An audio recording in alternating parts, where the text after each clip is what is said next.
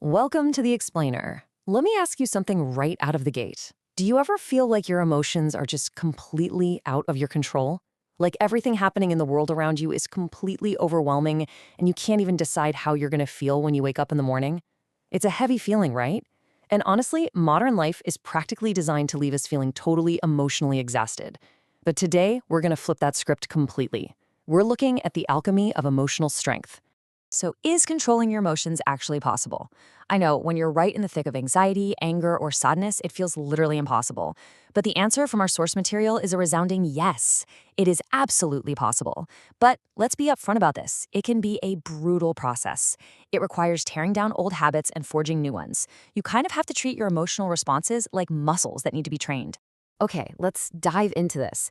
To really understand the ultimate stakes of emotional alchemy, think about how you respond to absolute rejection or hardship. You essentially have a binary choice. You can either hate everyone and sink into darkness, or you can prove yourself. Think about Naruto. When his entire village rejected him and treated him like a monster, he had every justification in the world to just choose to hate them all. But he didn't, did he? He proved himself. He took that profound emotional pain, controlled it, and converted it into his absolute greatest strength. And that is exactly what we're going to learn how to do today. Here's the roadmap for your personal emotional training arc. First up, your emotional training arc. Second, mastering your sphere of control. Third, pausing and practicing detachment. Fourth, shifting your future perspective. And finally, building daily emotional strength. Let's get started. Section 1. Your emotional training arc. I want you to frame yourself as the protagonist of your own story right now. Every protagonist has a moment where they must learn the fundamental, unbreakable rule of their universe before they can really level up.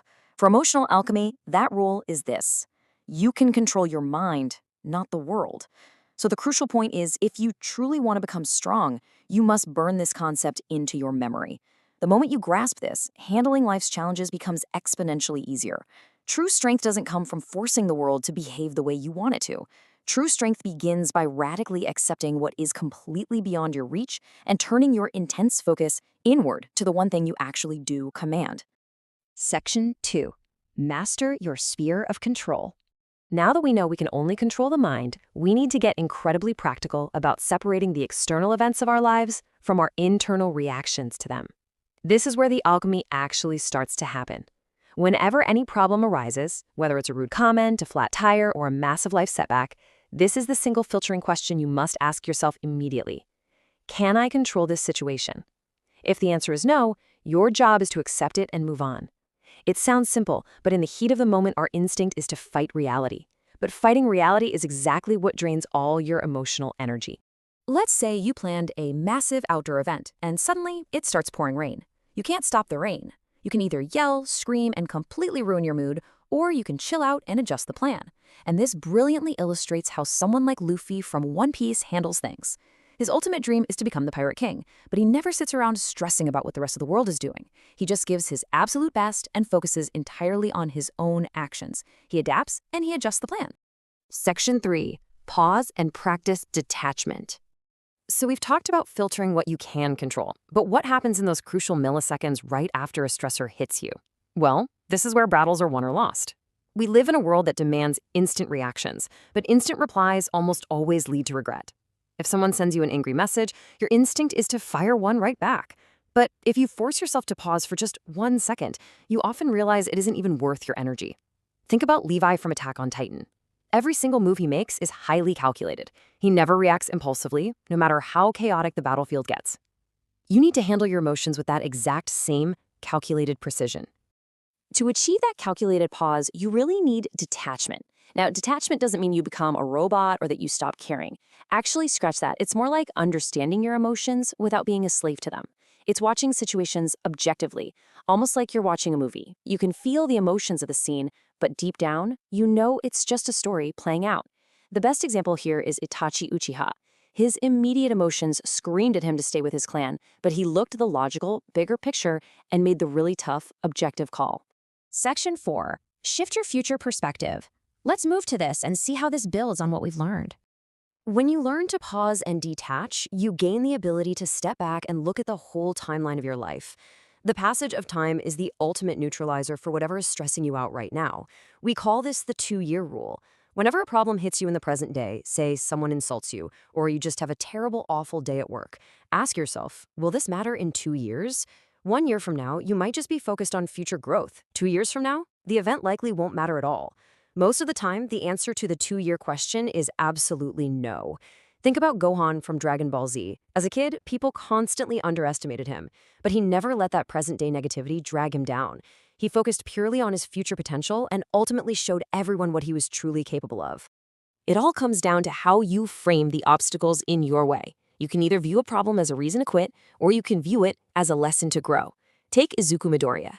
He was born without a quirk in a world full of superheroes. That is the ultimate reason to quit. He struggled every single day, but he accepted the monumental challenge, trained harder than anyone else, and made himself truly worthy of power. Lost your job? That might be the exact push you need for a better career. Got rejected? It's just the universe telling you to work on yourself. Section 5. Build daily emotional strength. We've talked about the philosophy, the archetypes, and the mental frameworks, but how do we actually execute this in our mundane, day-to-day reality? Well, it starts by practicing gratitude. This is your emotional anchor. Most people spend their entire lives focused on what they lack, which leaves them in a constant state of emotional deficit.